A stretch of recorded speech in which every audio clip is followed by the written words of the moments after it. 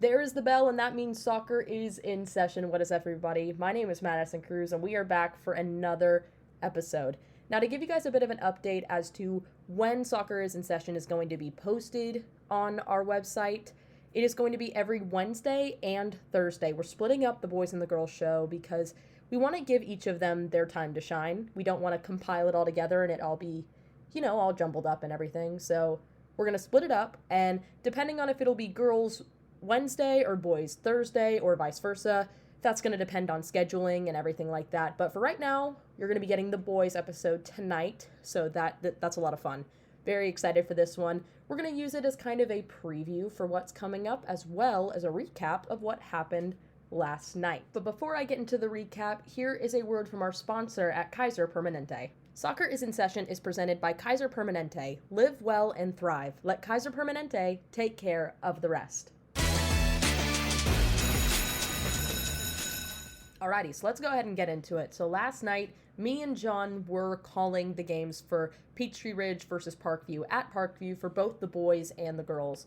Now, Peachtree Ridge won both games for boys and the girls, and I'll talk about the girls tomorrow, but let's go ahead and talk about the boys game. Peachtree Ridge beat the Panthers 4-2, and I mean, it was crazy.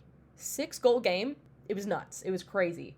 But for the most part, Dominic Cosut was the leading goal scorer for the Peachtree Ridge Lions. He had a brace in that game. Blaze Williams also had a goal as well, and then their fourth goal of the night was earned based on an own goal. Now, let's not forget about the Panthers. Connor McCormick, the junior, had a brace for them as well, scored both of their goals of the night. So it was such a fun game to get to call. It was my first time ever really doing a solo play-by-play call for a game, so that was a new experience for me, and as most of you know, it was a bit of a homecoming for me. My family has a huge history at Parkview, so getting to kind of sit in that booth, my grandfather, I call him Pops, he was the voice of the Panthers from 1994 to 2003, and it was a really cool moment to get to kind of sit in the booth where he would have done that for games, so it was a lot of fun, and my uncle also played on the teams where they won state championship 2 years in a row in 1997 and 1998. So very rich history there for me. So it was a lot of fun.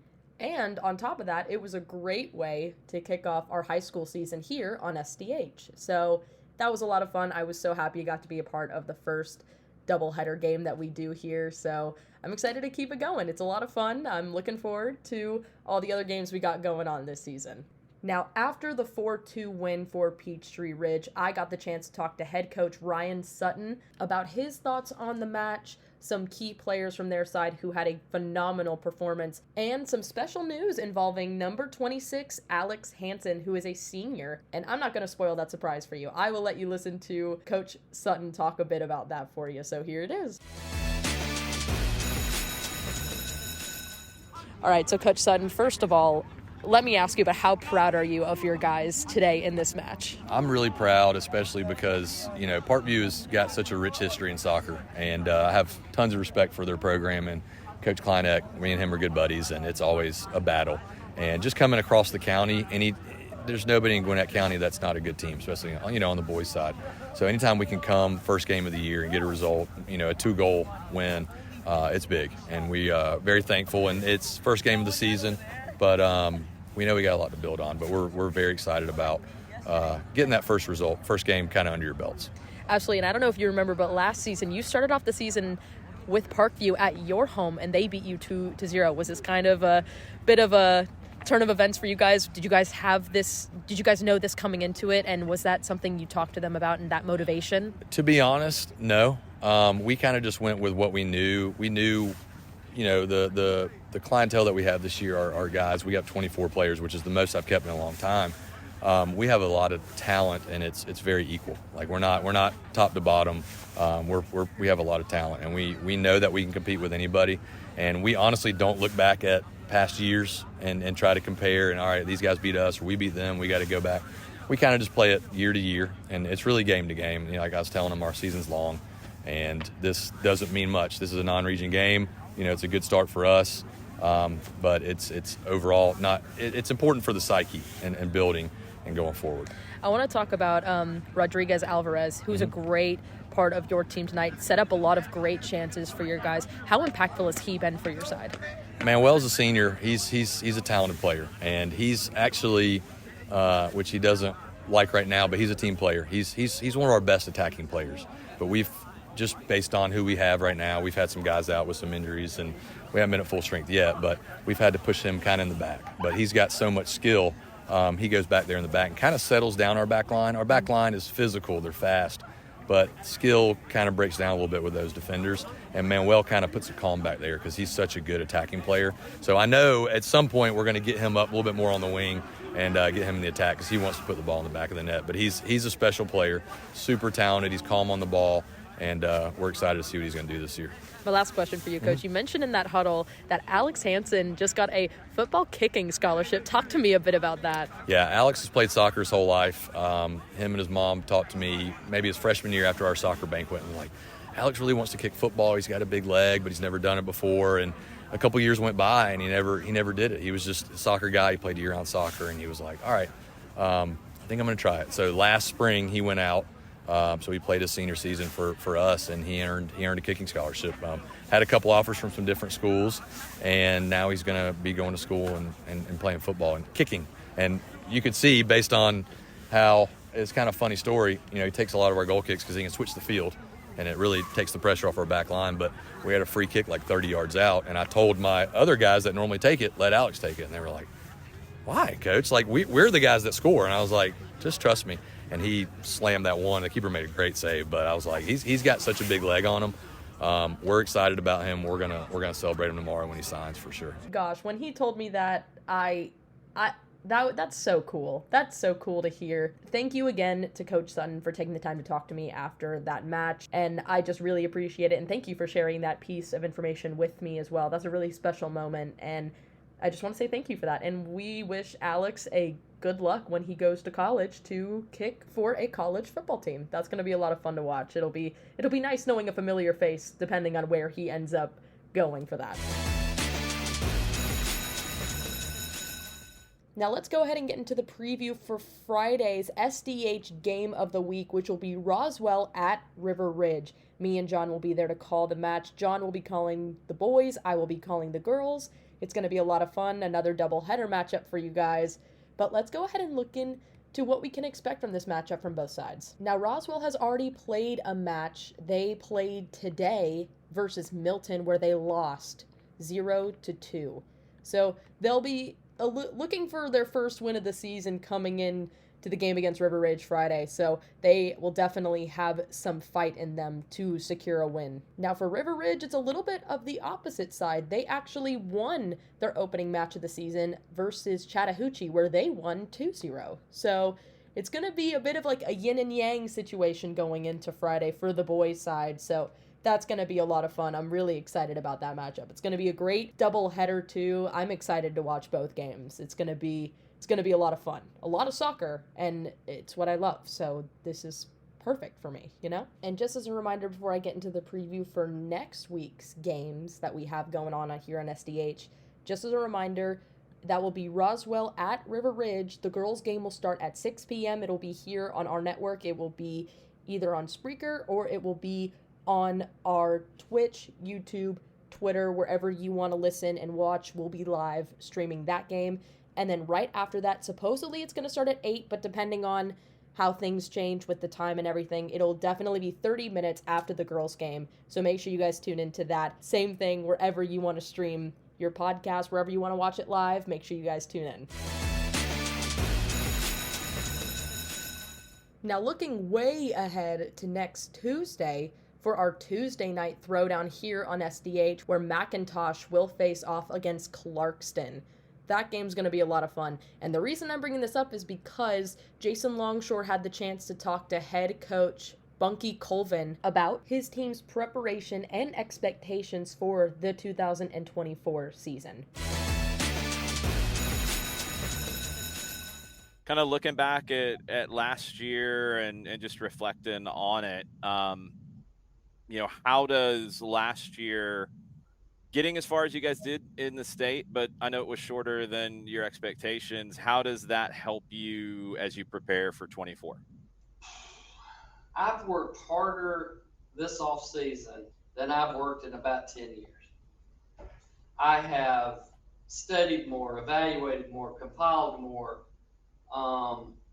just sat and thought for hours about details more.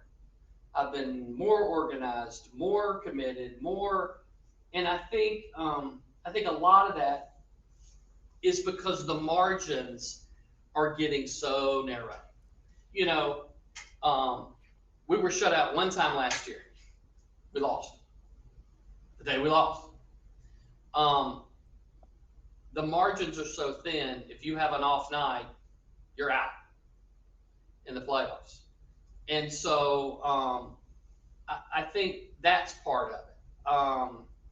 Also, we graduated a ton of kids, 17 players.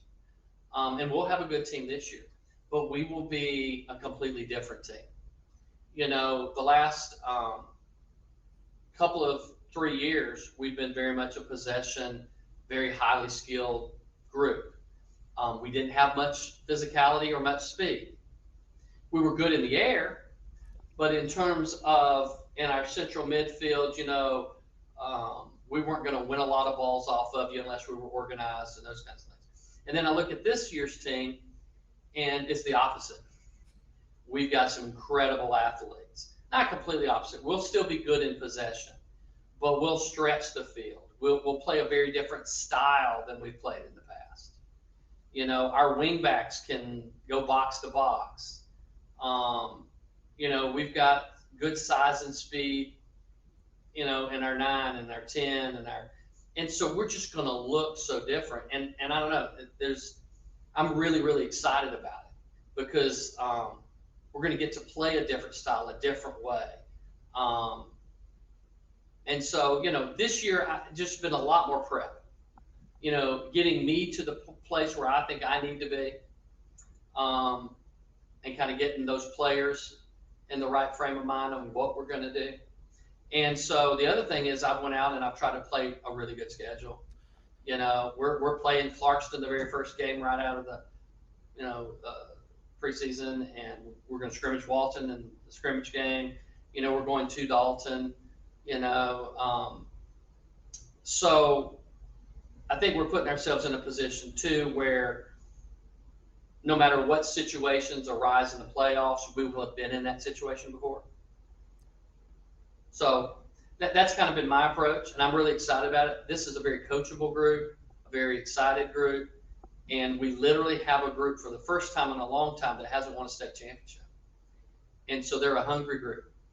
We don't have one player that's ever won it.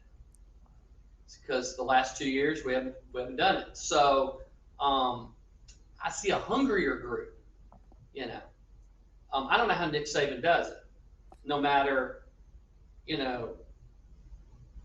how many championships you win, there is an air that you always sense that it feels like it was easier than it was.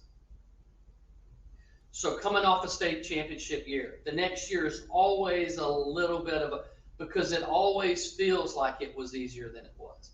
Oh, that stuff happened, and a lot of times you feel like, well, yeah, that always happens. No, you have to do things to make that happen. It doesn't just happen. You know, that was one of the big comments that my seniors said to me. They were like, Coach, I didn't understand. It didn't register that this could happen. Yes, this can happen. If we don't do these things, this can happen. So I'm very excited about this year. I got a fresh group, all in, you know, dedicated. It's going to be a different style, which is a lot of fun. So it's been a fantastic year, but I've probably worked harder than I have in about a decade. I'm really looking forward to see how McIntosh is going to come out this season. You know, Coach mentioned it in talking to Jason that they lost a lot of people, and, you know, it's going to be a completely different team than what many people have seen in the past. And it's going to be really exciting. For those of you who don't know, McIntosh made it all the way to round 3 in the state championships last season. They unfortunately lost to Midtown 2-0, and they they definitely want to come back in and they want to make it this time. They are committed. So I'm very excited for that matchup against Clarkston for their first game of the season. And again, a huge thank you to Coach Colvin for taking the time to talk to us and for letting us use this for Soccer's in Session. And thank you to Jason Longshore for talking with him and asking those questions. And just as a reminder, another reminder, second reminder? I've lost track of how many reminders, but I will reiterate, SDH will be broadcasting the McIntosh and Clarkston game for the boys on our network. That is going to be at 6 p.m. February 13th for our Tuesday night throwdown. So make sure you guys tune into that next week. Alrighty.